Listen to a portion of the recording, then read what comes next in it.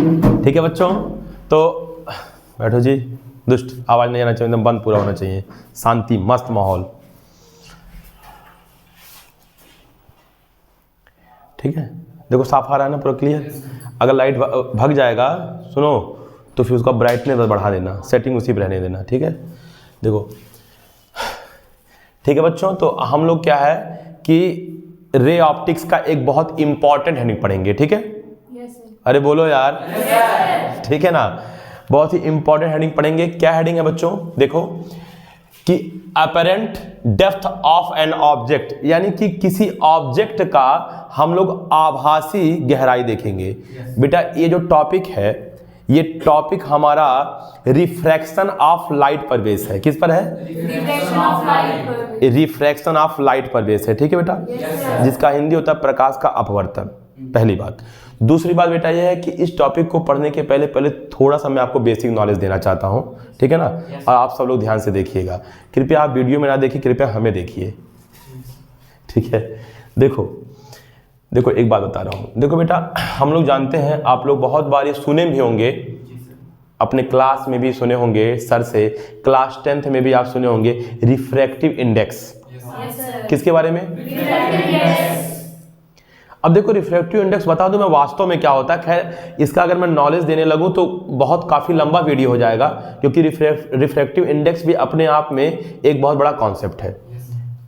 ठीक है, लेकिन क्या है कि थोड़ी सी बस बेसिक चीज़ जान लो। देखो क्या है कि बेटा मान लो अगर दो मीडियम हो, ठीक है, दो मीडियम हो, एक मिनट देखो, अगर मान लो बेटा दो मीडियम हो, मान लीजिए ऊपर कोई भी मीडियम है, वाटर है, ठीक है, और नीचे बेटा क्या है, ग्लास है।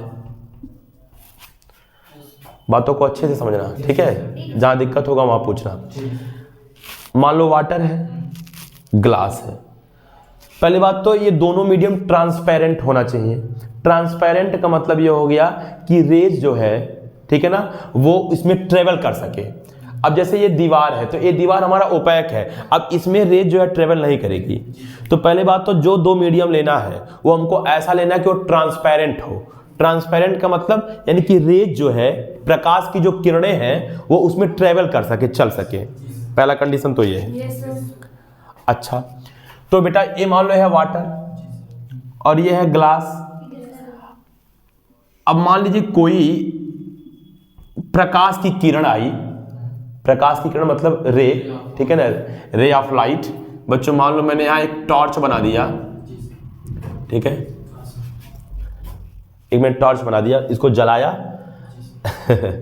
उसके बाद बेटा देखो जहां ये बेटा टकराया ना, इस पॉइंट को कहते हैं पॉइंट ऑफ इंसिडेंट। क्या कहते हैं? पॉइंट ऑफ इंसिडेंट, आपतन बिंदु। अब क्या करेंगे कि ये जो आप सरफेस देख रहे हो, ये सरफेस यानी कि जहां से वाटर और ग्लास सेपरेट हो रहा है, अलग अलग हो रहा है, इस सरफेस को कहते हैं बेटा, ठीक है ना, सरफेस ऑफ रिफ्रैक्शन। बोलो क्या कहते हैं? Surface of refraction. अगर इसको हिंदी भी बोल दो, अगर हिंदी भी लिखता हूं साथ साथ, तो इसको कहते हैं हम लोग, ठीक है ना, अप नहीं बच्चों, ठीक है ना, अपवर्तक सतह, यानी कि जिस सतह से प्रकाश का अपवर्तन होगा, रिफ्रैक्शन होगा। अब फिर मैं बोल रहा हूं कि मैं रिफ्लेक्शन और रिफ्रैक्शन क्या होता है, इसके बीच में मैं अंतर नहीं बता रहा हूं। अब हमारा टॉपिक चूंकि ये है, तो इसलिए मैं स्पेशली इसी बात पे फोकस कर रहा हूं जो मुझे पढ़ाना है। ठीक है, ध्यान दो, कोई दिक्कत नहीं ना किसी को। अब देखो क्या करेंगे, ये जो पॉइंट ऑफ इंसिडेंट है, यहां से हम एक परपेंडिकुलर लाइन ड्रॉ करेंगे। किसके परपेंडिकुलर? सरफेस ऑफ रिफ्रैक्शन के, सतह के एक लंबवत लाइन खींचेंगे, जिसको हम लोग कहते हैं नॉर्मल। क्या कहते हैं? नॉर्मल। नॉर्मल, जिसकी हिंदी होता है क्या बेटा? अभिलंब। कोई दिक्कत?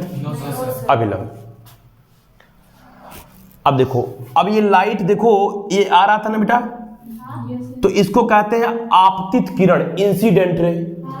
अब देखो रेस तो देखो ऐसे ऐसे ऐसे आगे सीधी सीधी जाने वाली थी, क्योंकि हम जानते हैं प्रकाश की किरण हमेशा सीधा चलता है। तो रेज जाने वाली थी सीधा, लेकिन चूंकि वाटर से ग्लास में इंटर कर रहा है, और हम जानते हैं कि वाटर जो होता है वो ग्लास के रिस्पेक्ट में रेयर होता है, रेयर होता है, रेयर, सही है। और जो ग्लास होता है ये वाटर के रिस्पेक्ट में डेंसर होता है। इतनी बातें तो आपको पता होगा यार, रेयर क्या और डेंसर क्या। तो ये जो बेटा रेज है ना, रेज, ये रेज जो है नॉर्मल की ओर झुक जाती है, यही हमारा रिफ्रैक्शन है। यानी कि जब वह रेयर से डेंसर में एंटर करती है तो वो नॉर्मल की ओर झुक जाती है, और जब वह, अगर इसका उल्टा होता कि डेंसर से रेयर में जाता, बहुत बढ़िया, जैसे मान लो बेटा ये देखो, ये इसका एक्चुअल पाथ था ना, तो ये इधर ना झुक के ये दूर चल जाता, नॉर्मल से दूर, ये रिफ्रैक्शन है, पहली बात।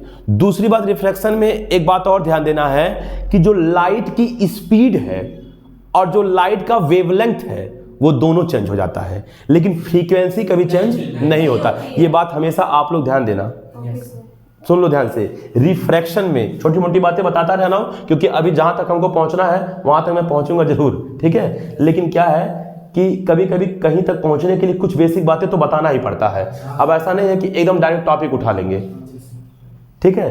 तो थोड़ा ध्यान देना, बस थोड़ा सा कुछ वक्त देना हमें, ठीक है ना। हाँ, आप हमें वक्त दीजिए, वक्त आपको सब कुछ देगा, ध्यान दो।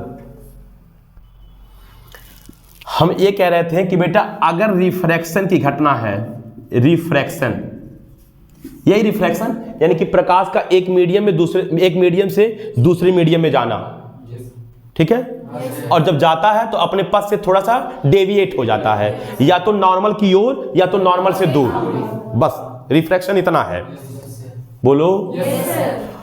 तो इस दौरान बेटा एक पॉइंट जरूर याद रखना कि जो लाइट है ना, लाइट, इसकी स्पीड या वेलोसिटी यार, ठीक है ना, इसकी स्पीड और बेटा वेवलेंथ, वेवलेंथ दोनों बेटा चेंज होता है। क्या होता है? चेंज होता है। यानी कि इस मीडियम में और इस मीडियम में लाइट का जो स्पीड होगा ना वो अलग अलग होगा, कहाँ ज्यादा होगा कहाँ कम होगा ये बात अभी मैं बाद में बताऊंगा। लेकिन बेटा एक चीज जरूर याद रखना कि जो फ्रीक्वेंसी होती है, फ्रीक्वेंसी, फ्रीक्वेंसी समझ रहे हो ना, आवृत्ति, वो बेटा नियत रहती है, नियत। इसका मतलब यह है कि कांस्टेंट रहता है। क्या रहता है? कांस्टेंट। ये बात कभी भूलना मत। देखो वीडियो में आ रहा क्या यहाँ तक, कोई प्रॉब्लम नहीं ना है, ठीक है। ये बात आपको हमेशा याद रखना है, ठीक है। अच्छा देखा करो, अभी बहुत कॉन्सेप्ट में आपका धीरे धीरे क्लियर कर रहा हूँ, ठीक है ना। एक छोटे से कॉन्सेप्ट को क्लियर करने के चक्कर में कई इंपॉर्टेंट कॉन्सेप्ट दूंगा। ये बात कभी आपको भूलना नहीं है। कभी ऐसा क्वेश्चन आपसे एग्जाम में जरूर पूछ सकता है कि रिफ्रैक्शन की घटना में कौन सी भौतिक राशि अपरिवर्तित रहती है, यानी कि रिफ्रैक्शन की घटना में कौन सी फिजिकल क्वांटिटी ऐसी है जो चेंज नहीं होती, तो क्या बोलोगे? ये हमेशा याद होना चाहिए, पहली बात। अब देखो देना भाई, मिटाने वाला देना, ठीक है। इधर देखो, ध्यान दो, ध्यान देना बेटा। अब देखो, अब एक बात आप बताओ कि अगर सपोज दैट कहीं बहुत भीड़ भाड़ हो, मान लो कहीं मेला लगा है और आप मेला देखने जा रहे हो, तो आप जब मेला के बाहर रहोगे, जब देखने आप जा रहे थे, तो गारंटी है कि आप बड़ा फ्रीली जाओगे, फ्रीली दौड़ते हुए तेजी से अपना हाथ उठ फैलाए रखोगे, अरे बोलो यार, आराम से अपना चलते हुए जाओगे जब आप मेला के बाहर थे। लेकिन आप जैसे ही मेला में एंटर करोगे, वो ऐसे बताओ क्या आप हाथ उठ ऐसे ही फ्रीली फैला के चल सकते हो? और क्या आप उतना तेज दौड़ सकते हो जितना मेला के बाहर दौड़ रहे थे? आपको क्या है कि आपको अपना हाथ तो जरूर थोड़ा सा सिकुड़ना पड़ेगा, अरे बोलो यार, ऐसे ऐसे कि मतलब जगह मिले निकल ले उसमें से, और आपको अपनी स्पीड भी कम करनी पड़ेगी। आप उतनी स्पीड से वहां नहीं दौड़ सकते हो जितना कि मेला के बाहर दौड़े थे। तो मेला के बाहर वाला जो जगह है उसको, वो है रेयर मीडियम, और जो मेला है डेंसर है। तो पहली बात तो देखो, वहां जैसे हाथ सिकोड़े थे ना, बोलो यार, उसी प्रकार से देखो रेयर, रेयर मतलब बाहर, और यहाँ है डेंसर मतलब मेला। तो देखो यहाँ सिकुड़ गया हाथ, यानी हाथ बेंड हो गया, अरे बोलो यार।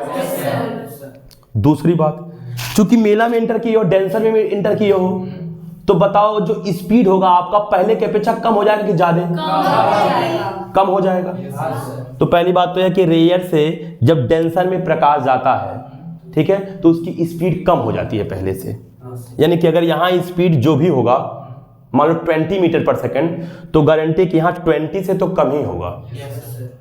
एक छोटा सा ऐसे मतलब वैल्यू मानना हो यार। खैर हम लोग जानते हैं लाइट का स्पीड जो है वैक्यूम में 3 × 10⁸ मीटर पर सेकंड होता है, लेकिन मैं वैसे समझाने के लिए मान रहा हूँ। तो ये कॉन्सेप्ट हमेशा याद रखिएगा कि अगर हम मेला में जाएं तो अपनी हाथ को ठीक है ना सिकोड़ के रखेंगे और हम अपनी स्पीड हमारी कम हो जाएगी।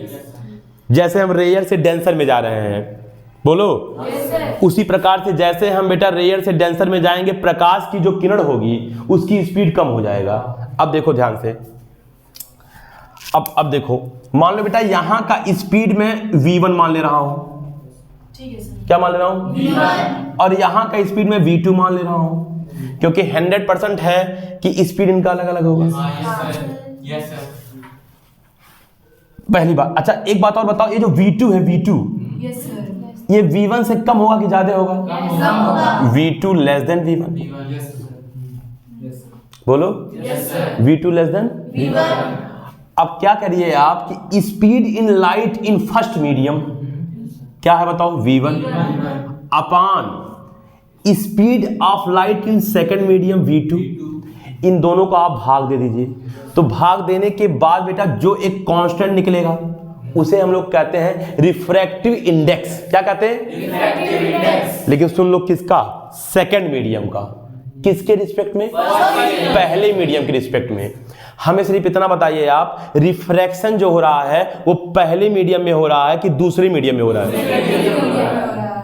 लाइट तो पहले मीडियम से आ रहा था, लेकिन लाइट ने अपनी जो रास्ता चेंज किया वो पहले में कि दूसरे में? तो इसीलिए जिसमें रिफ्रैक्शन होता है उसका रिफ्रैक्टिव इंडेक्स होता है। किसके सापेक्ष? पहले के सापेक्ष। बोलो तो बेटा यही v1 और v2 का जो रेशियो होगा उसे हम कहेंगे पहले मीडियम के रिस्पेक्ट में, यानी कि फर्स्ट मीडियम के रिस्पेक्ट में n माने रिफ्रैक्टिव इंडेक्स सेकंड मीडियम का। Yes sir. इसका मतलब क्या? इधर देखो पढ़ेंगे कैसे, refractive index of second medium with the respect of first medium. बात समझाया? Yes sir. हिंदी में बोलूं तो दूसरे माध्यम का अपवर्तनांक पहले माध्यम के सापेक्ष। ठीक है, v1 बाई v2। कोई प्रॉब्लम है बेटा? इसको तो हम लोग कहते हैं रिफ्रैक्टिव इंडेक्स। और भी बड़ी कॉन्सेप्ट्स हैं, ठीक है ना। अगर मैं उसको समझाऊं तो बहुत वक्त तो थोड़ा लगेगा, लेकिन बहुत ज़्यादा ठीक है ना डीप नॉलेज आपको मिलेगा। ये भी जान लीजिए कि अगर यहाँ निर्वात हो, यहाँ माध्यम हो, तो उस समय रिफ्रैक्टिव इंडेक्स क्या होगा। ठीक है, चलो देखो खैर। तो बताओ v1 upon v2 equal to 1n2, इसको तो कहते हैं हम लोग रिफ्रैक्टिव इंडेक्स। लेकिन अगर बात आ जाए एब्सोल्यूट रिफ्रैक्टिव इंडेक्स का, किसका बात आ जाए? एब्सोल्यूट रिफ्रैक्टिव इंडेक्स का बात आ जाए तो जो पहला वाला माध्यम है बच्चों, उस माध्यम को हमको निर्वात मानना पड़ेगा, यानी कि क्या मानना पड़ेगा? वैक्यूम। ठीक है। अच्छा, वैक्यूम और एयर को हम लोग लगभग एक ही तरह ट्रीट करते हैं, वैक्यूम या एयर। अब बताओ बेटा, अगर ये वैक्यूम हो और ये कोई भी माध्यम हो, ग्लास हो, वाटर हो, कुछ भी हो, तो बताओ अब जब आप यही फार्मूला लगाओगे तो क्या कहोगे? Speed of light in vacuum. बताओ वैक्यूम में स्पीड की लाइट क्या होता है? c। और मीडियम में लाइट की जो स्पीड है वो मैं मान लिया v, तो यहाँ क्या हो जाएगा बताओ? c/v। यानी कि speed of light in vacuum जिसकी वैल्यू होती है c बराबर 3 × 10⁸ मीटर पर सेकेंड। और ये मीडियम है कोई, ये कोई भी मीडियम है, ऊपर तो एयर है, कोई भी है, वाटर है, ग्लास है, कुछ भी है। यहाँ बताओ लाइट की स्पीड कम हो जाएगी कि ज्यादा? कम हो जाएगी। तो c/v इज इक्वल टू, देखो यहाँ पहला मीडियम क्या है? एयर, और दूसरा मीडियम यहाँ मैंने क्या माना? ग्लास, तो यहाँ मैंने ग्लास लगा दिया। तो बेटा इस समय जो ये रिफ्रैक्टिव इंडेक्स है ना, ये एब्सोल्यूट रिफ्रैक्टिव इंडेक्स है। क्या है? यानी कि निरपेक्ष अपवर्तनांक। किसका? ग्लास का। यानी कि हम निरपेक्ष अपवर्तनांक की बात तब करते हैं, हम एब्सोल्यूट रिफ्रैक्टिव इंडेक्स की बात तब करते हैं जब हमारा पहला वाला माध्यम निर्वात हो या वायु हो, मतलब मेरा वैक्यूम हो या एयर हो। बात समझ में आया? अगर अब देखो यहाँ एयर है ना बेटा, अगर मैं इसको हटा दूं एयर तो भी सही है। इसका मतलब क्या? ग्लास का एब्सोल्यूट रिफ्रैक्टिव इंडेक्स। अब यहां ये कहने की जरूरत नहीं है कि एयर के रिस्पेक्ट में, क्यों? क्योंकि एब्सोल्यूट रिफ्रैक्टिव इंडेक्स हमेशा एयर के ही रिस्पेक्ट में होता है। जैसे कहीं लिखा हो, बोल दिया कि वाटर का रिफ्रैक्टिव इंडेक्स n है, तो गारंटी कि वाटर का रिफ्रैक्टिव इंडेक्स अगर n है तो इसका मतलब किसके रिस्पेक्ट में? एयर के रिस्पेक्ट में। और चूंकि वाटर का रिफ्रैक्टिव इंडेक्स बोल दिया तो यहां वाटर भी नहीं लिखेगा, कभी कभी केवल n लिख के छोड़ देगा। बात समझ आया? यानी कि ये तीनों बातें सत्य है। देखो ऐसे लिख सकता हूं ANW या NW या केवल n, बस ये पता हो किसके रिफ्रैक्टिव इंडेक्स की बात कर रहे हैं। वाटर के रिफ्रैक्टिव इंडेक्स की बात कर रहे हैं तो देखो वाटर का रिफ्रैक्टिव इंडेक्स एयर के रिस्पेक्ट में। अब एयर के रिस्पेक्ट में इसका होता है एब्सोल्यूट रिफ्रैक्टिव इंडेक्स किसका? वाटर का। यहां देखो केवल लिखा है वाटर का रिफ्रैक्टिव इंडेक्स, लेकिन एयर आगे नहीं लिखा हूं क्योंकि एब्सोल्यूट रिफ्रैक्टिव इंडेक्स की बात हो रहा है। या केवल n लिख के छोड़ दिया, पता है कि वाटर का रिफ्रैक्टिव इंडेक्स, किसी क्वेश्चन में दे दिया वाटर का रिफ्रैक्टिव इंडेक्स 3/2 5/2 कुछ भी दे दिया, तो इसका मतलब वाटर का ये एब्सोल्यूट रिफ्रैक्टिव इंडेक्स की बात कर रहा है। कोई दिक्कत है? चलिए आप लोग को रिफ्रैक्टिव इंडेक्स के बारे में इतना तो समझ में आ गया, कोई दिक्कत है? ठीक है बच्चों, आओ देखते हैं, ठीक है ना। अब ठीक है ना, हम लोग मेन टॉपिक पे आते हैं। हमने आपको रिफ्रैक्टिव इंडेक्स के बारे में छोटी मोटा, ठीक है ना, नॉलेज दे दिया कि speed of light in first medium upon speed of light in second medium, वो रिफ्रैक्टिव इंडेक्स होता है सेकंड मीडियम का फर्स्ट मीडियम के रिस्पेक्ट में। और जहां एब्सोल्यूट की बात होगा वहां जिसके रिस्पेक्ट में बोलेंगे वह एयर रखो या वैक्यूम रखो, कोई दिक्कत? चलिए अब देखो, अब आते हैं मेन टॉपिक पे, ध्यान देना, ठीक है, ध्यान देना बेटा। अब क्या है, अब देखो क्या है कि अगर मान लो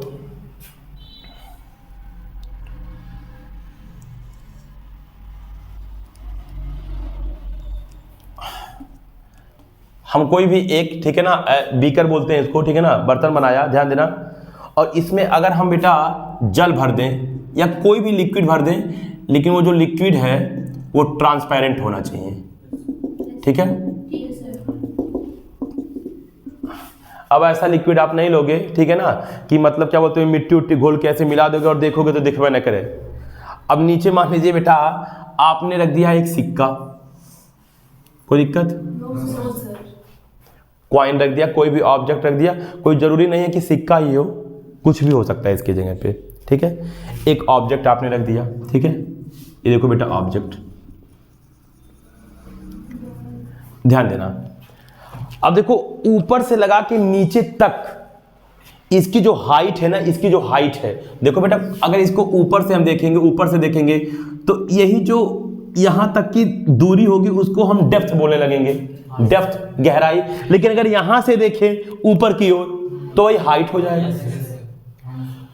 तो ऊपर से लगा के नीचे तक इसका जो रियल डेप्थ है h r मान लेना, एच आर का मतलब रियल हाइट, कोई दिक्कत? ध्यान देना, पहली बात। अच्छा दूसरी बात, एक चीज और देखो, बोलो क्या? मैं आपको किरण का सबसे इंपॉर्टेंट चीज बता दूं, किरण का, कि कोई ऑब्जेक्ट, सुन लो ध्यान से, जैसे कोई ऑब्जेक्ट मान लो बेटा यहां पे है, ठीक है, और इससे चलने वाली अगर किरण ऑब्जर्वर को ऐसे आके यहां से दिखे तो उसका जो इमेज है ना, इसका जो इमेज है वो यहां नहीं दिखेगा, किरण जिस सिधाई में आता है उसी सिधाई के नीचे दिखेगा, यहां दिखेगा उसको इसका इमेज। किरण का एक बहुत इंपॉर्टेंट चीज आप जान लीजिए इमेज बनने का, ठीक है। जैसे बात समझो, मान लो ये मार्कर है, ये मार्कर से हमसे सीधे किरण आ रही है हमारे आंख पे, तो ये मार्कर हमको वहीं दिख रहा है एक्चुअल में। लेकिन अगर ये किरण मान लो सीधे ना आके किसी कारण बस ये किरण देखो, पहले देखो इधर देखो, पहले इधर जाए यहां और यहां से आए, इससे चलने वाली किरण पहले यहां चली और फिर यहां से आई, तो गारंटी है कि हमको ये मार्कर का जो इमेज होगा वो यहां दिखेगा। बात समझ में आया कि नहीं आया? बोलो। एक चीज बताओ, जैसे एक छोटी सी बात, आप बाइक चलाते हो, अब इसको रियल फील करा रहा हूं, आप बाइक चलाते हो तो साइड में मिरर लगा होता है, ट्रक पीछे आता है, बोलो, वो ट्रक का इमेज तुमको यहां दिखता है कि अपने मिरर में दिखता है? मिरर में। क्यों?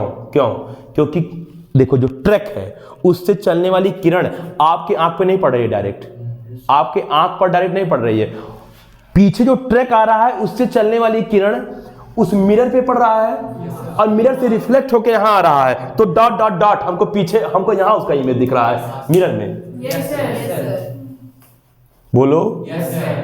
आप लोग पढ़े होंगे टोटल इंटरनल रिफ्लेक्शन, पढ़े हैं ना? क्लास 10 में पढ़े होंगे।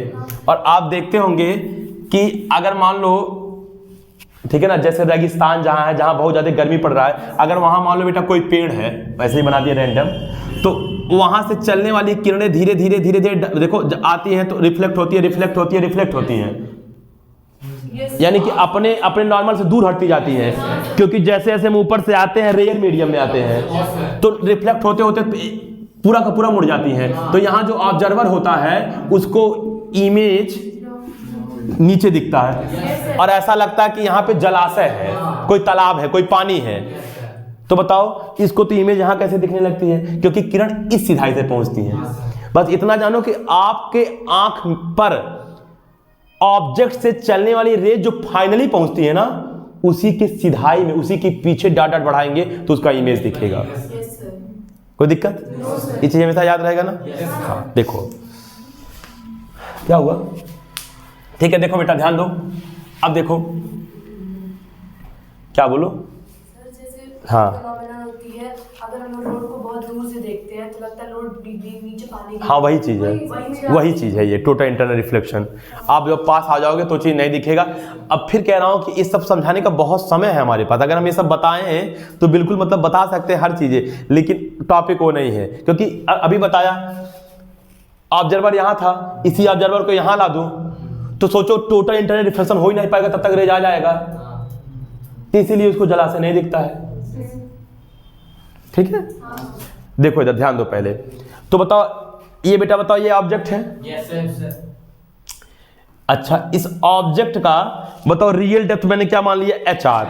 HR मतलब क्या? Real depth, real height.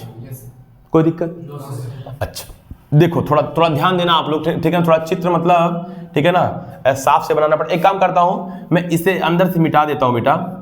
इसके पीछे रीजन ये है कि अभी चित्र वरना हमारा बहुत गंदा हो जाएगा। बस इतना जान लो आप कि इसके अंदर क्या भरा है, बताओ। हाँ, पानी भरा है।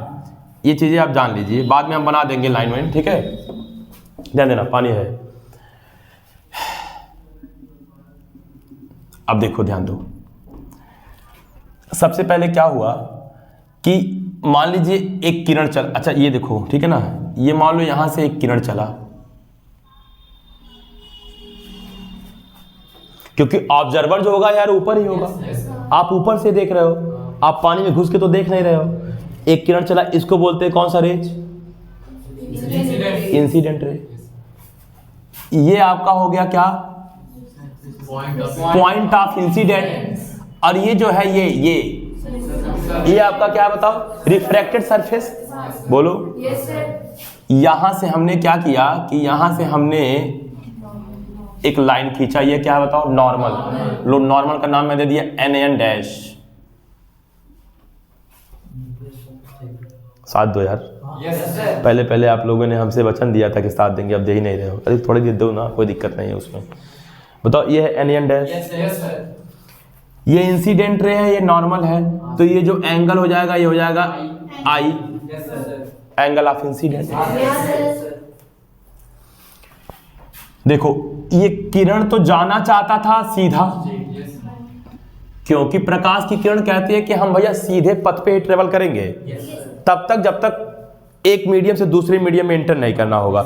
एक मीडियम से दूसरे मीडियम में एंटर करना होगा तो क्या होगा? हम अपने पथ से थोड़ा सा डेविएट हो जाएंगे। अब नॉर्मल की ओर डेविएट होंगे कि नॉर्मल से दूर डेविएट होंगे, ये डिपेंड करता है कि डेंसर से रेयर में जा रहा है या रेयर से डेंसर। बहुत सही, देखो ध्यान से। Yes, sir. बता बेटा, नीचे तो बेटा पानी है। Yes, sir. हाँ, अभी मैं इसको मिटा दिया, लेकिन अंदर मतलब पूरा पानी भरा हुआ है बीकर में। तो बताओ ये जो किरण ऐसे जा रहा था, बताओ नॉर्मल की ओर झुकेगा कि नॉर्मल से दूर? नॉर्मल से दूर, क्योंकि बेटा बाहर क्या है बताओ? एयर, और अंदर क्या है बताओ? वाटर। मैं लिख दिया कि भैया वाटर है, Yes, sir. ठीक है? वरना कुछ बच्चे बहुत लेट ज्वाइन किए होंगे तो समझ ही नहीं पाएंगे वाटर कहाँ था। ठीक है, अच्छा अब देखो बताओ अब क्या होगा कि ये डेविएट हो जाएगा किरण। ये कौन सी किरण जो रेड वाला बनाया? हाँ? अब यहाँ कहीं आपका है ऑब्जर्वर, ऑब्जर्वर की आंख है, बोलो यार। ठीक है, ऑब्जर्वर हमारा यहाँ है बच्चों। ऑब्जर्वर मतलब हो गया बच्चों, ठीक है ना, प्रेक्षक। प्रेक्षक मतलब देखने वाला, जो सारी कहानी को ऑब्जर्व कर रहा है। अब जब बताओ रेज यहाँ चला गया तो एक काम करेंगे हम, dot dot dot dot dot dot dot line पीछे बढ़ाएंगे। हमारा ऑब्जेक्ट यहाँ था, देखो ऑब्जेक्ट, ऑब्जेक्ट हमारा यहाँ था। ठीक है, तो बताओ बेटा हमारा जो इमेज बनेगा वो यहाँ बनेगा, क्योंकि हमने बताया कि ऑब्जर्वर के आंख में रेज फाइनली जो पहुंचती है उसी के जस्ट पीछे बढ़ाने पे वह जो हमारा इमेज है वो दिखता है। अब ऊपर दिखेगा या नीचे दिखेगा, दाएं दिखेगा बाएं दिखेगा, आई डोंट नो, बस इतना जानता हूं कि पीछे बढ़ाने पे ही इमेज दिखेगा। तो बताओ ये जो मैं रेड कलर का बनाया, ये बताओ ये ऑब्जेक्ट है कि उसका इमेज है? ये इमेज है। थोड़ा साथ मिलेगा तो टॉपिक बहुत मस्त है। डायरेक्ट नहीं बताने वाला हूँ, डेरिवेशन पूरा करने वाला हूँ। क्या है, क्या पूछता है क्वेश्चंस बोर्ड में, क्या पूछता है कंपटीशन में, थोड़ा वक्त दीजिए प्लीज। ठीक है, तो बच्चों ये ऑब्जेक्ट, इस ऑब्जेक्ट से किरण चली। किरण जैसे ही बेटा डेंसर माध्यम से, ठीक है ना, रेयर माध्यम में, मतलब वही डेंसर मीडियम से रेयर मीडियम में इंटर किया, वैसे ही अपने जो एक्चुअल, ठीक है ना, पाथ था उससे क्या हो गया, थोड़ा सा डेविएट। किधर बताओ, नॉर्मल की ओर कि नॉर्मल से दूर? ऑब्जर्वर था, क्योंकि यही किरण तो बाहर निकल रहा है। अब ऑब्जर्वर उसको देखा तो पीछे डॉट डॉट डॉट लाइन बढ़ाया तो उसका इमेज बन गया। अब बताओ ये जो ऑब्जेक्ट है वो ऑब्जेक्ट उसको बताओ, ये जो फ्री सरफेस है, फ्री सरफेस यहां से बताओ ऊपर नजर आ रहा है कि नीचे नजर आ रहा है? आप कभी भी अपने घर पे एक, ठीक है ना, जग ले लेना, उस जग में कोई सिक्का डाल देना और पानी भर देना, और अगर आप ऐसे देखोगे ना, अगर आप देखोगे तो आप देखोगे कि वो सिक्का हमको थोड़ा सा ऊपर नजर आएगा। पहली बात। दूसरी बात, इसका एक और भी उदाहरण आप देख सकते हो, जैसे आप अपने घर के, गांव के या जहां भी आप रहते हैं, ठीक है ना, वहां देखोगे कि अगर कोई पोखरा हो, तालाब हो, जहां मतलब पानी भरा हुआ है, तो देखते हो कि पानी भरने की वजह से अगर वो पानी बहुत गंदा नहीं है, धीरे धीरे उसकी मिट्टी उट्टी जो है वो नीचे बैठ गया है, तो पानी बड़ा साफ दिखता होगा। और जब साफ दिखता है तो नीचे की कभी कभी तली भी दिखती है। देखे होगे किसी तालाब में, तालाब वालाब अगर देखे होगे, अगर कोई जानवर नहीं गया है, कोई मनुष्य नहीं गया, वहां के पानी को मटमैला कर दे, तो आप देखोगे कि पानी की जो गंदगी होती है, बोलो यार इम्प्योरिटी होती है, वो धीरे धीरे धीरे धीरे तनी में जब बैठ जाती है तो आप देखोगे कि पानी बड़ा साफ दिखता है। और जब साफ दिखता है तो उसकी जमीन भी दिखती है, वो जमीन हमको देखो ऊपर दिखता है, ऊपर। लेकिन रियल बताऊं, अगर आप ऐसा कभी फील ना करना, ठीक है, बस ऊपर से फील करना, मतलब रियल में उसका एक्सपेरिमेंट ना करना कि आप जानोगे कि जमीन ऊपर है, लाओ हम पैर डालें, आप सोचोगे पैर डालें और उसके बाद वो तो जमीन ऊपर होगा, नीचे का जो तली है भाई पानी का, तो आप जैसे पैर डालोगे, अगर आप अनुमान लगाओगे कि हमारा पैर 3 फीट नीचे आएगा, तो गारंटी है कम से कम 5-6 फीट नीचे जाएगा। यानी कि आप सोचोगे कि हमारे घुटने तक पानी आएगा, पता चलेगा पानी कमर तक आ जाएगा, क्योंकि वो अपने एक्चुअल पोजीशन से ना थोड़ा सा ऊपर नजर आता है। किसके कारण? रिफ्रैक्शन के कारण, अपवर्तन के कारण। तो वही वाली बात है कि ये जो ऑब्जेक्ट है ना, ये अपने एक्चुअल पोजीशन से ऊपर नजर आ रहा है। और बेटा इस हाइट को देखो, इस हाइट को थोड़ा मैं रेड से बना रहा हूं बेटा, इस हाइट को लो, मैं एक सीधी लाइन भी बना दिया ऐसे। इस हाइट को यहां से जब देखेंगे तो इसका नाम दे दिया एच एपेरेंट। कोई दिक्कत है? आभासी ऊंचाई, इसका नाम दे दिया। किसी को प्रॉब्लम नहीं होनी चाहिए, बोलो। देखो यानी कि हमको यहां से लेके यहां तक एच ए मान लिया, यहां से लेके पूरा ऑब्जेक्ट तक की दूरी, ऑब्जेक्ट तक की जो डेप्थ है उसको एच आर मान लिया। प्रॉब्लम नहीं होनी चाहिए। एक बात बताओ बेटा, ये कौन सा बताओ एंगल है? ये एंगल ऑफ इंसिडेंट, बोलो यार। और बेटा ये देखो, ये क्या है बताओ, ये क्या है बताओ? ये नॉर्मल, और ये क्या है? रिफ्रैक्टेड रे, तो बेटा ये एंगल क्या होगा बताओ? एंगल ऑफ रिफ्रैक्शन, अपवर्तन को। प्रॉब्लम है क्या? देखो अभी देखा करो क्या होता है क्या नहीं होता है। एक बात बताओ, मैं कुछ नाम देना चाहता हूं, जैसे इसका नाम ऑब्जेक्ट है ना, तो इस पॉइंट का नाम ओ दे दिया, ओ माने ऑब्जेक्ट। ये देखो इस पॉइंट का नाम आई दे दिया, ये जहां इमेज बना इस पॉइंट का नाम क्या दे दिया? कोई दिक्कत? अच्छा यहां पे जहां देखो ये इंसिडेंट रे, इंसिडेंट हुआ मतलब पॉइंट ऑफ इंसिडेंट, इसका नाम ए दे दिया, बोलो। इस पॉइंट का नाम बी दे दिया, और इस पॉइंट का नाम देखो, ठीक है ना, हाँ एन डैश तो नीचे बना दे रहा हूं, एन डैश, एन डैश, इस पॉइंट का नाम सी दे दिया। ये समझे? पॉइंट्स का नाम दे दिया, कुछ भी यार, कुछ भी दे दो यार, M N O P Q R, कुछ भी दे दो, एक्स वाई जेड। ठीक है, अब देखो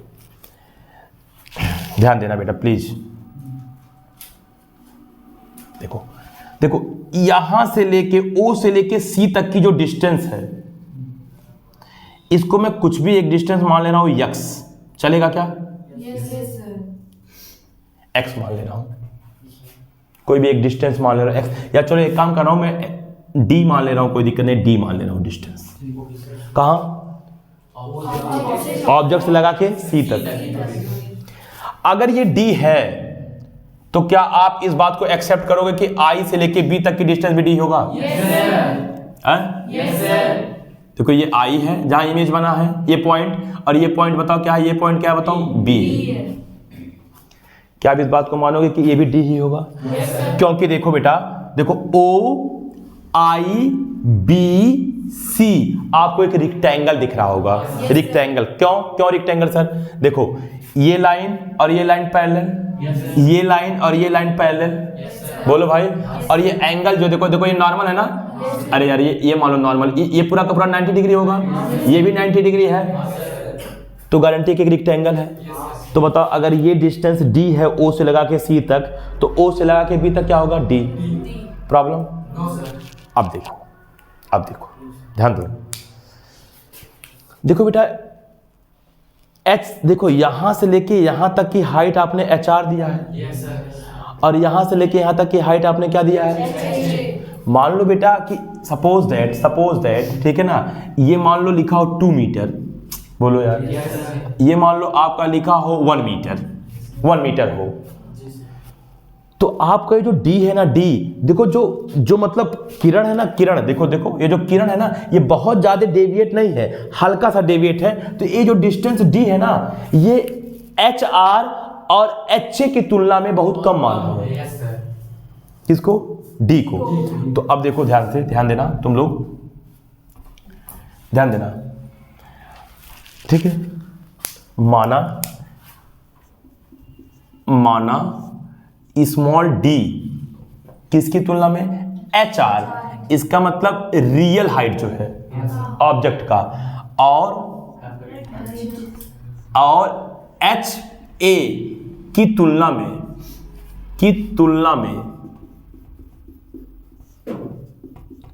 नगण्य है। नगण्य समझ रहे हो ना? बोलो।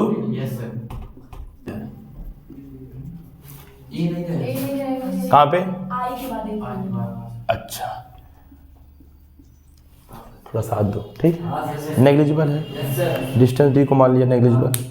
अब देखो ध्यान देना आप लोगों को, मैं बेटा एक ट्रायंगल ले रहा हूं, देखो ए सी ओ, कौन सा ट्रायंगल ले रहा हूं? ध्यान से देखो, क्योंकि मैं चित्र में अब अगर कुछ बनाऊंगा तो चित्र बहुत ही गंदा हो जाएगा। देखो ए जहां पॉइंट ऑफ इंसिडेंट था, सी जहां सर ये जो नॉर्मल है ना, इस तली को काटा है, सरफेस को, बॉटम को यार, और सर ओ ऑब्जेक्ट वाला। अच्छा बताओ ये कौन सा ट्रायंगल है? Right angle triangle. देखो बेटा देखो ये देखो 90 डिग्री है, बना दूं यार ये 90 डिग्री, कोई दिक्कत नहीं है, 90 डिग्री है, ठीक है। तो देखो in right angle triangle A C O में अगर मैं साइन आई निकालूं, साइन आई, हम जानते हैं बच्चों, ध्यान दो कि अगर मान लो एक राइट एंगल ट्रायंगल हो 90 डिग्री, अरे बोलो मेरे भाई, और यहाँ अगर थीटा हो तो थीटा के सामने वाला कहलाता है परपेंडिकुलर, जिसको हिंदी में बोलते हैं लंब। बोलो 90 के सामने वाला हाइपोटेनियस, और जो बचा वो क्या, बेस। और हम जानते हैं कि साइन थीटा बराबर क्या होता है, perpendicular upon hypotenuse, perpendicular upon hypotenuse. तो यहाँ भी मैं लगाने वाला हूँ यही चीज, साइन जैसे थीटा था यहाँ, वैसे यहाँ आई है, आई का मतलब हो गया एंगल ऑफ इंसिडेंट। प्रॉब्लम कोई दिक्कत नहीं ना है, ठीक है, देखा करो, बस देखा करो, ध्यान दो, ठीक है, सब समझाएंगे, हर चीजें समझाएंगे, अभी देखो कैसे आएगा, ठीक है। तो sine I is equal to perpendicular upon hypotenuse. बताओ अगर बेटा ये आई है, देखो ये आई, तो इसके सामने वाला कौन हो गया, ये परपेंडिकुलर। परपेंडिकुलर कौन है, ओ से लगा के सी, ओ सी अपॉन हाइपोटेनियस। बताओ ये 90 डिग्री है, 90 डिग्री के सामने वाला जो साइड है वो हाइपोटेनियस है, तो बताओ ए से लगा के ओ तक, यानी कि साइन आई बराबर परपेंडिकुलर अपॉन हाइपोटेनियस, इसका मतलब हो गया लंब बटे कर्ण। ठीक है, अब देखो ध्यान दो, साइन आई बराबर ओसी, ओ से लगा के सी तक की दूरी कितनी है, डी, डी हमने मान रखा है अपॉन, ठीक है। हाइपोटेनियस देखो ये है ना बेटा, ये अब देखो पूरी दूरी, देखो देखो देखो देखो, ये पूरी की पूरी डेप्थ कितनी है, एच आर, पूरी हाइट एच आर है। अगर ये एच आर है तो बताओ ए से लेके सी तक भी क्या होगा, एच आर, ए से लगा के सी तक एच आर होगा। अब देखो ए से लगा के सी तक अगर एच आर है और ये डिस्टेंस डी है, तो पाइथागोरस थ्योरम से ए से लगा के ओ तक क्या हो जाएगा, अंडर रूट एच आर का स्क्वायर प्लस डी का स्क्वायर, क्योंकि हम लोग जानते हैं पाइथागोरस थ्योरम कहता है कि अंडर रूट परपेंडिकुलर का स्क्वायर प्लस बेस का स्क्वायर, सही है। तो बताओ ए ओ, ए से लगा के ओ तक क्या हो जाएगा, अंडर रूट एच आर का स्क्वायर प्लस डी का स्क्वायर, सही है, यस सर, पाइथागोरस थ्योरम से। अब देखो ऊपर एक बात दिखाओ, माना डी एच आर और एच ए की तुलना में नगण्य है, बहुत छोटा है, नेग्लिजिबल है, तो बताओ जहां एच आर के साथ ये डी जुड़ा है, अच्छा बताओ डी तो छोटा है, तो डी का स्क्वायर करोगे तो और छोटा हो जाएगा। जैसे मेरे भाई 0.2 लिख दो, इसका स्क्वायर करो तो 0.04, तो देखो स्क्वायर करते ही और छोटा हो गया। कोई भी अगर नंबर 1 से छोटा है और अगर आप उसका स्क्वायर कर दो या पावर बढ़ाते जाओ तो चीज और छोटा होता जाता है, तो बताओ ये बताओ बहुत छोटा हो जाएगा। तो बताओ बेटा जहां D square H R square से जुड़ा है वहां डी की वैल्यू लगभग क्या मान लो, 0। अगर ये 0 हो जाएगा, देखो ठीक है ना, चूंकि डी स्क्वायर की वैल्यू लगभग 0, हाँ ये नहीं कह रहा हूं कि 0 हो ही जाएगा, लगभग 0 है, तो अगर लगभग 0 तो इसकी उपेक्षा कर दो, नगण्य कर दो। बताओ अगर ये 0 हो जाएगा तो एच आर का स्क्वायर, अब स्क्वायर क्या करेगा, रूट को खत्म, तो साइन आई बराबर क्या आ जाएगा, डी बाई एच आर, कहूं अचार न बोल दी हो, D by H R, problem, इसको मैंने दे दिया इक्वेशन नंबर फर्स्ट। अब थोड़ी सी कमी हमारे पास जगह की है, अभी नीचे लिख सकता हूं क्या है, चलो ठीक है कोई बात नहीं, नीचे एक लाइन, अभी 1-2 लाइन लिखते हैं, ठीक है। देखो इधर देखो, इधर देखो आप, ठीक है, इधर देखो, ये पूरा एंगल बताओ क्या है बच्चों, तो हाई पूरा एंगल होगा आर, नहीं समझ में आएगा, देखो देखो सुनो सुनो, अभी समझ में आएगा, टेंशन ना लो यार कुछ। ये कौन सी लाइन है बताओ, नॉर्मल, देखो मैं नॉर्मल लाइन को यहाँ बनाया, वही देखो यही लाइन शिफ्ट किया यहाँ, आ रहा जी वीडियो में। अच्छा ये कौन सी लाइन, देखो ये कौन सी किरण है, ये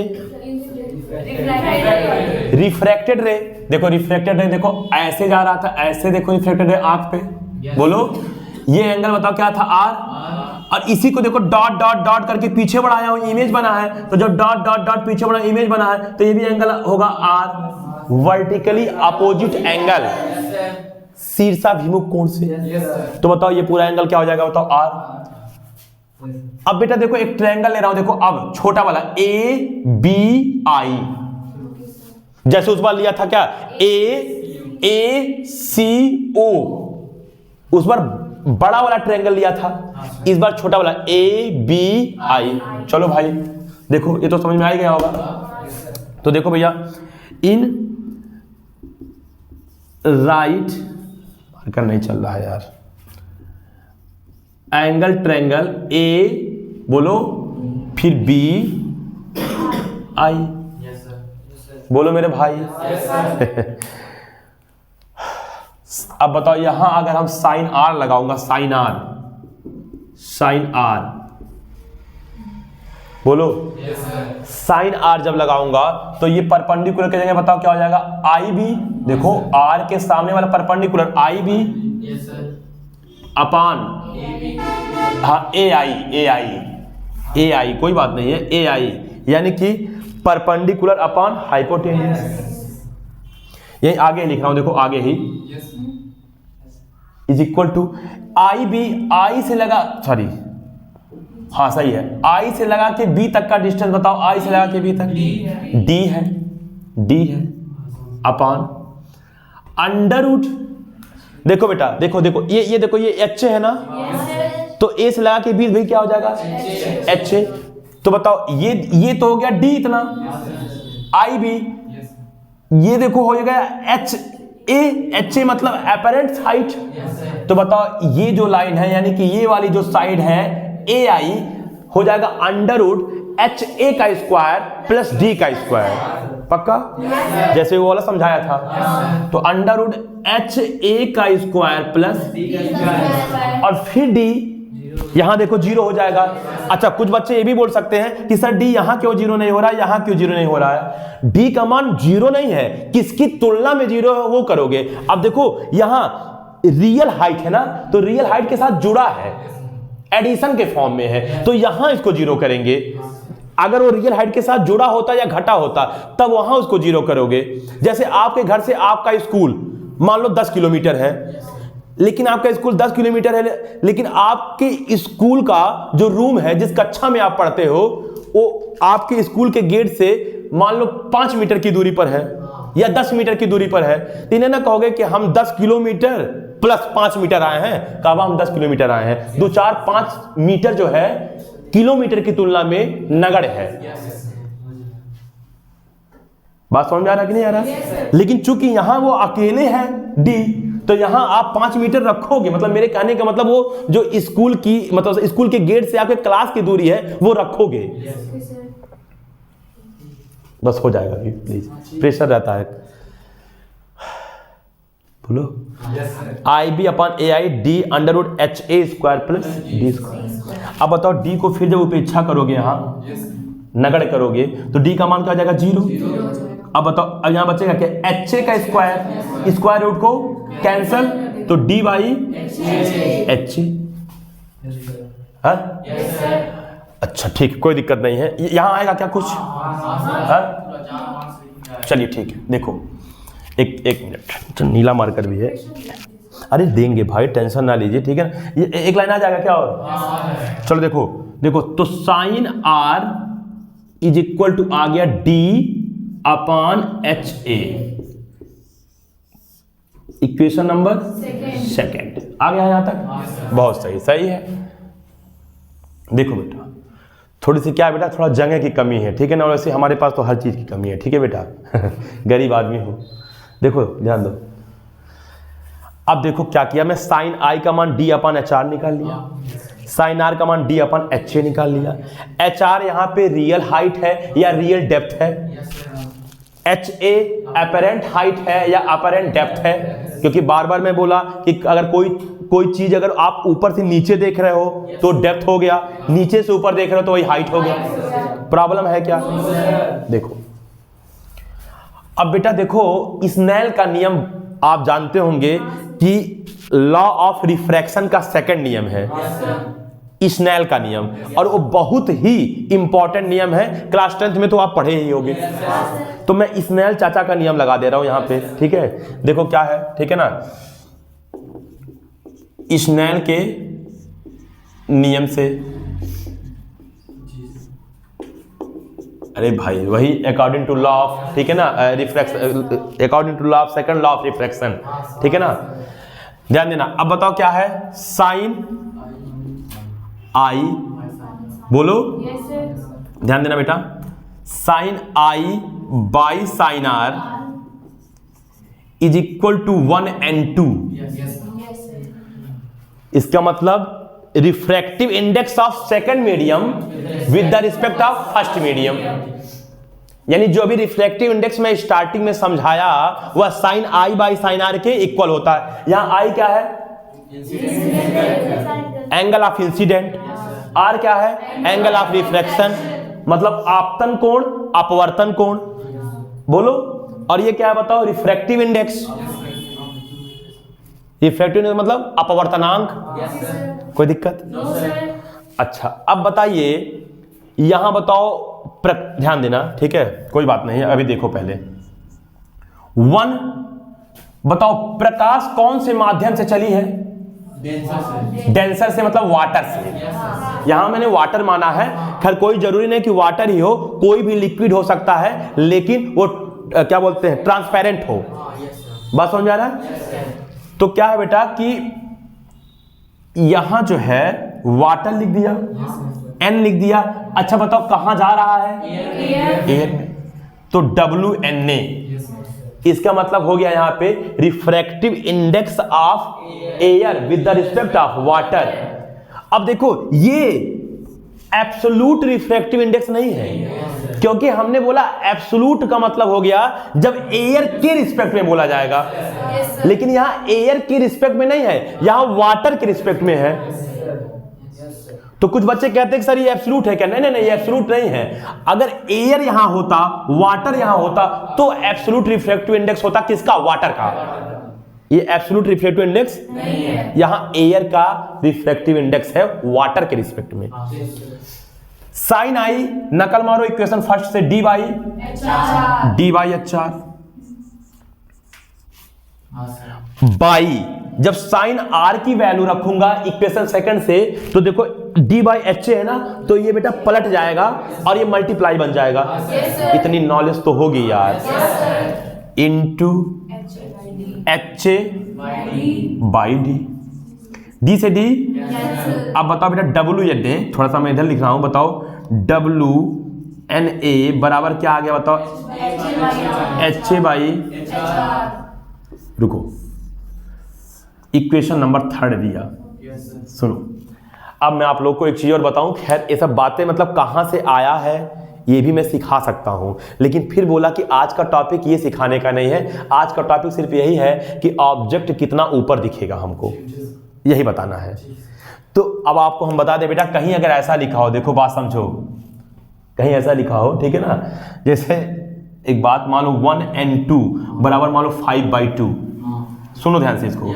तो अगर हम 2 को पहले लिख दें एंड 1 को बाद में लिख दें, यानी कि यहां 2 का रिफ्रैक्टिव इंडेक्स पहले के सापेक्ष था और यहां लिखा पहला का रिफ्रैक्टिव इंडेक्स 2 के सापेक्ष, तो ये चीज बेटा आपका पढ़ जाता है 2/5 हो जाता है, रेसिप्रोकल हो जाता है।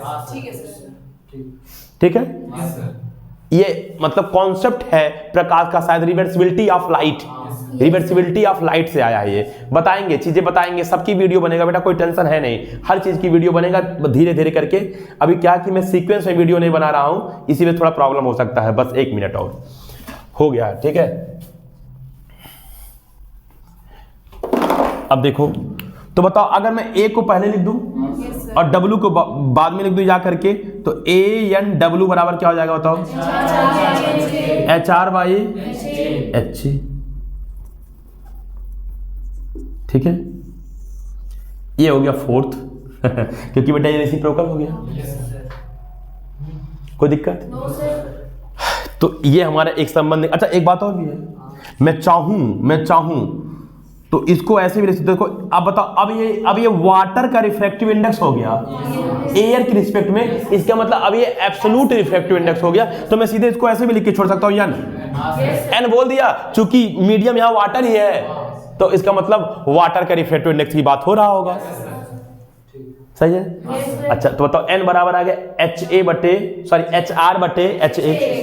अब लास्ट पॉइंट्स, ऑब्जेक्ट यहां था, यस सर। इमेज ऊपर बना, यस सर। तो कभी कभी पूछता है कितना ऊपर बना, यानी कितना विस्थापित हुआ। कौन? इमेज। किससे? ऑब्जेक्ट से। विस्थापित मतलब कितना डिस्प्लेसमेंट है इमेज का, किसके रिस्पेक्ट में? ऑब्जेक्ट के रिस्पेक्ट में। तो वो डिस्प्लेसमेंट में मान लिया यहां से लेके यहां तक x, क्या मान लिया बेटा? x, यानी कि x डिस्प्लेसमेंट ऊपर हो गया। बोलो यार। Yes sir. अब बाबू आप ये बताओ, यहां से लगा के यहां तक की दूरी बताओ क्या है? HA। देखो HA, देखो HA, यहां देखो यहां, ठीक है बेटा। Last point HA yes sir. Plus, हाँ सर। देखो HA यहां तक, ये देखो ये HA है तो ये भी HA है। Yes sir. और इतना दूरी क्या है बताओ? x बराबर HR। Yes sir. तो बताओ बेटा x बराबर क्या हो जाएगा? HR माइनस,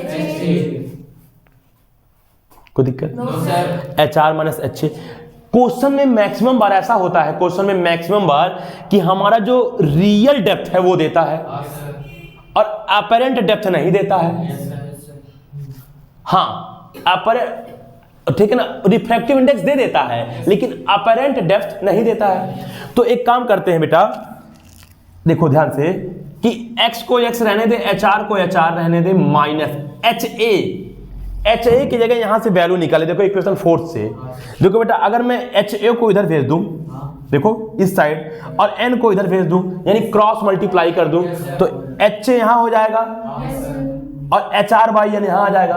तो बताओ HA की जगह क्या रख सकता हूं? HR by n। अब कोई कहेगा सर n क्या है? n है लिक्विड का रिफ्रैक्टिव इंडेक्स। अब लिक्विड की जगह वाटर भी दे सकता है या कोई भी लिक्विड दे सकता है। बात समझ आया? यहां से कॉमन क्या दिख रहा है आपको? तो x बराबर बेटा अगर मैं HR कॉमन ले लूं तो ब्रैकेट में क्या बचा? 1 माइनस 1 बाई, इक्वेशन नंबर है 5th। बेटा ये इस पे क्वेश्चन आता है, देखो रियल हाइट दे देगा, कहेगा सिक्का इतनी गहराई नीचे है, लिक्विड का रिफ्रैक्टिव इंडेक्स दे देगा।